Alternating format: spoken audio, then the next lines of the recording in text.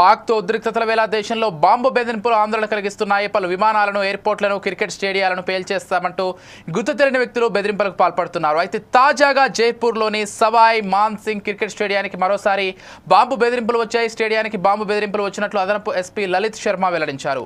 Sports council అధికారిక email ఐడికి ఈ బెదిరింపు మెయిల్ వచ్చినట్లు ఆయన చెప్పారు. ఈమెయిల్తో అప్రమత్తమైన పోలీసులు వెంటనే అక్కడికి చేరుకుని స్టేడియాన్ని ఖాళీ చేయించారు. బాంబు స్క్వాడ్, డాగ్ స్క్వాడ్ సాయంతో క్షుణ్ణంగా సోదాలు నిర్వహించారు. అయితే తనిఖీల్లో ఎలాంటి పేలుడు పదార్థాలు, అనుమానాస్పద వస్తువులు లభించలేదు. ఈ ఘటనపై కేసు నమోదు చేసి దర్యాప్తు చేపట్టినట్లు ఎస్పీ లలిత్ శర్మ తెలిపారు.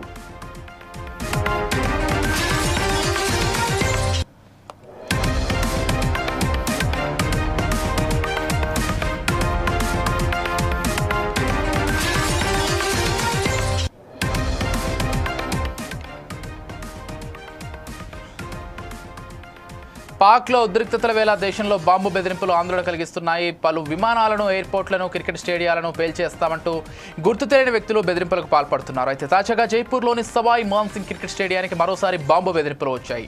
స్టేడియానికి బాంబు బెదిరింపులు వచ్చినట్లు అదనపు ఎస్పీ లలిత్ శర్మ వెల్లడించారు. స్పోర్ట్స్ కౌన్సిల్ అధికారిక ఈమెయిల్ ఐడికి ఈ బెదిరింపు మెయిల్ వచ్చినట్లు ఆయన చెప్పారు. ఈమెయిల్తో అప్రమత్తమైన పోలీసులు వెంటనే అక్కడికి చేరుకుని స్టేడియాన్ని ఖాళీ చేయించారు. బాంబు స్క్వాడ్, డాగ్ స్క్వాడ్ సాయంతో క్షుణ్ణంగా సోదాలు నిర్వహించారు.